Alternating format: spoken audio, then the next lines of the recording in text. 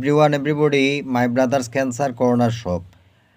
আমার 20 লক্ষ 1,000 কোটি টাকা আমি চাই। বাংলাদেশের একটা মানুষের আমি শহর দেখলাম না, কোনো হেল্প করে না, একটা দোকানপাট ব্যবসা প্রতিষ্ঠান লোয়া যান না। সাবেক 2টা দোকান আছিল, দলিল আছিল সিলেট জেলার ভিতরে। দুইও দোকান সিলেটে কিতা নমবদ্ধর পদ্ধতিতে নবী মনে করেনি একটারে, মানে কাঠর সমিলরে নবী, এরপরে হইল গিয়া লেখাপড়ার শিক্ষকতারে নবী, ব্যাংক পুবালি ব্যাংকরে নবী।